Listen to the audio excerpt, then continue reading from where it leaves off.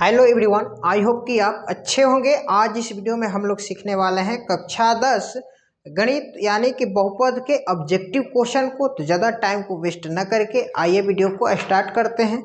इससे पीछे वाले क्वेश्चन यानी कि रियल नंबर जो वास्तविक संख्या है उसका ऑब्जेक्टिव क्वेश्चन आपने नहीं देखा है, इस वीडियो के डिस्क्रिप्शन बॉक्स में हम लिंक दे देंगे, वहाँ सब जाकर देख सकते हैं। तो देखिए यहाँ पे स्क्रीन पे क्वेश्चन दिखाई दे रहा होगा, रैखिक बहुपद के शून्यक की संख्या होती है। ऑप्शन ए है 2, ऑप्शन बी है 1, ऑप्शन सी है 3, ऑप्शन डी है 4। तो सबसे पहले हम जानेंगे कि रैखिक बहुपद के शून्यक की संख्या कितनी होती है।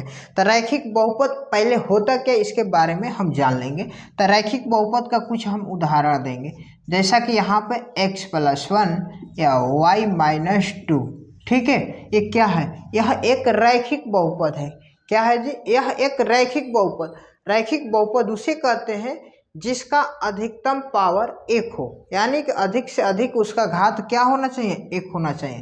तो देखिए यहाँ पर x है, यानी कि चर पद है, तो चर का पावर यहाँ पर कुछ नहीं है, तो क्या है?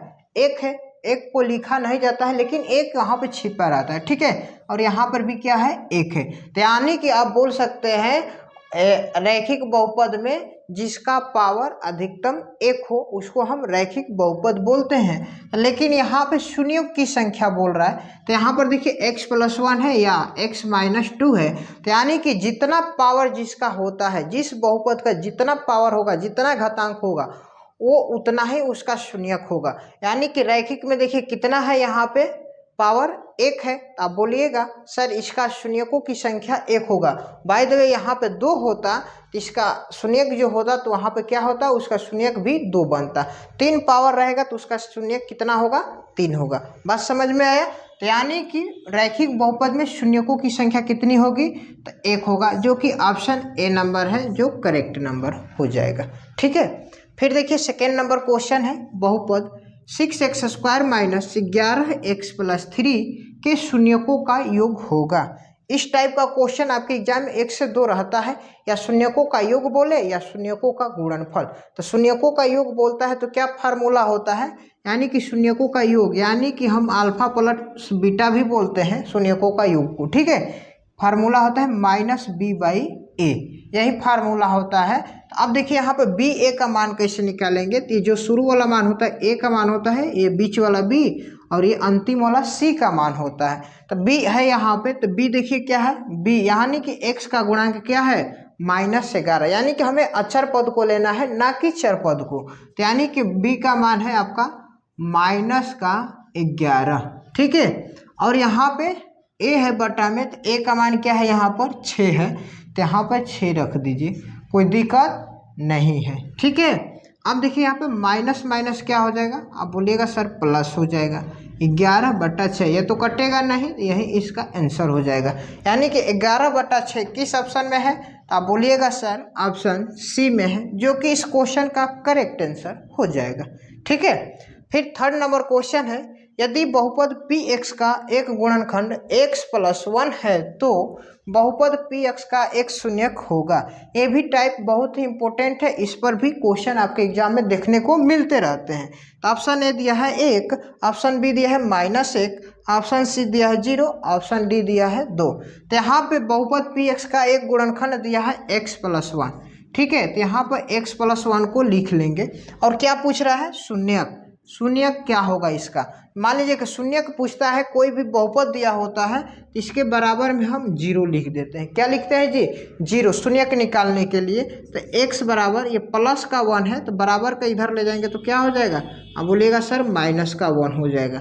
यानी कि x की वैल्यू कितना आया? -1। यहाँ पे px का ही मान पूछ रहा है। ठीक है, तो x का मान क्या आ गया? -1। देखिए -1 ऑप्शन बी में है, जो कि इस क्वेश्चन का करेक्ट आंसर हो जाएगा। ठीक है, 4 नंबर क्वेश्चन है, 2x² - 3x-5 का एक शून्यक है। यहाँ पर ऑप्शन दिया है ए में 1, ऑप्शन बी में दिया है -1, सी में दिया है 0, ऑप्शन डी में दिया है 4। तो इसको आप कैसे बनाइएगा? तो यानी कि इस क्वेश्चन को बनाने के लिए आपको गुणनखंड निकालना होगा। तो आइए सबसे पहले इसका हम गुणनखंड निकालते हैं।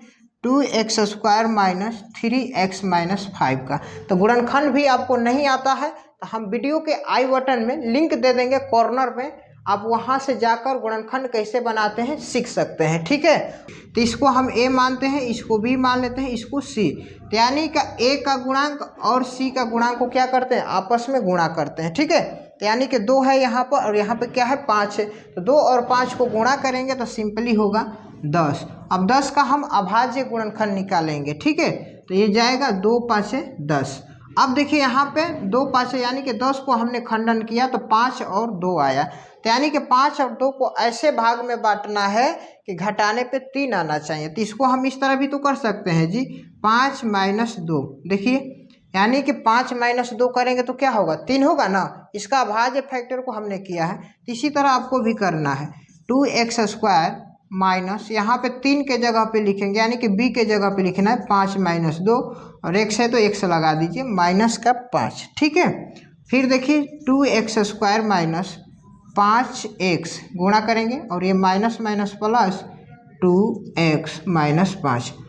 अब यहाँ पे 2 का हम कॉमन लेंगे, 2 में देखेंगे क्या कॉमन है, तो यहाँ पर हम देखेंगे तो x कॉमन मिलेगा, तो ये हो जाएगा 2x - 5 ये प्लस। अब यहाँ पर क्या कॉमन है, तो आप बोलिएगा सर कुछ भी नहीं, क्योंकि जहाँ पे कुछ नहीं होता वहाँ पर 1 होता है। ठीक है, तो यहाँ पर लिखेंगे 2x - 5। देखिए ये वाला ब्रैकेट का मान बराबर आ गया, तो समझिए कि आप जो फैक्टर कर रहे हैं यानी कि गुणनखंड बना रहे हैं आपका बिल्कुल सही जा रहा है। ठीक है, तब यहाँ से आपका एक आ जाएगा गुणनखंड x + 1 ये वाला, और ये हो जाएगा एक 2x - 1।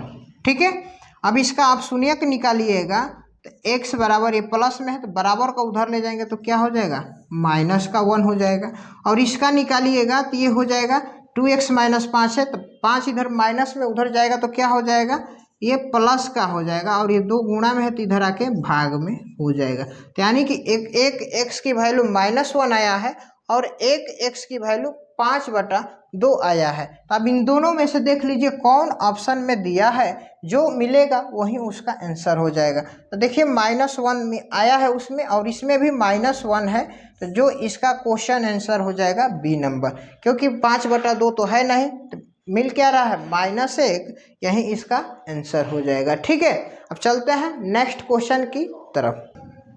अब देखिए 5 नंबर क्वेश्चन है, y² × 1/y + 3 बराबर क्वेश्चन मार्क, यानी कि ऑप्शन यहाँ पर दिया है फर्स्ट में y, दूसरा ऑप्शन है y + 3y का क्यूब, ऑप्शन सी है y² + 3y, ऑप्शन डी है y + 3y²। तो यहाँ पे जो क्वेश्चन है इसको हम एक बार यहाँ पर लिख लेंगे, y² × 1/y + 3। ठीक है, अब देखिए यहाँ पे y² का मतलब क्या, यानी कि y² का गुणा हुआ है इन दोनों में। ठीक है, तो हम इसको इस तरह भी लिख सकते हैं, y² × 1/y प्लस फिर लिखेंगे y² × 3, यानी कि अलग अलग भी तो गुणा हम कर सकते हैं। अब बोलिएगा सर बिल्कुल कर सकते हैं। अब देखिए यहाँ पे y² यानी कि y की संख्या 2 बार है और यहाँ पे y की संख्या 1 बार, तो यानी कि 1y से 1y इसमें कटेगा, तो यहाँ पर 2y है तो 1y बचेगा ना जी, बिल्कुल बचेगा। y में 1 से गुणा करेंगे सिंपली क्या होगा, y ही होगा, प्लस अब 3 में y² से गुणा करेंगे तो ये हो जाएगा 3y²। अब देख लीजिए ये वाला मान किस ऑप्शन में है, तो आप बोलिएगा सर ऑप्शन नंबर डी में है। ठीक है, क्योंकि y + 3y² है, यहाँ पर भी y + 3y² है, जो कि ऑप्शन डी है, इस क्वेश्चन का करेक्ट आंसर हो जाएगा। आई होप कि अभी तक हमने जितना भी टाइप आपको बताया आपको समझ में आ गया होगा। नहीं भी समझ में आए तो वीडियो को 1 से 2 बार फिर से रोक कर देखिए, हमें उम्मीद है आपको जरूर समझ में आएगा। वीडियो अच्छा लगा हो तो लाइक कर दीजिएगा, चैनल पर आप पहली बार हैं तो चैनल को भी सब्सक्राइब कर दीजिएगा। अगली वीडियो में इससे आगे वाला टाइप को भी लाएंगे। इतना कीमती समय दिए आपका बहुत बहुत धन्यवाद। जय हिंद।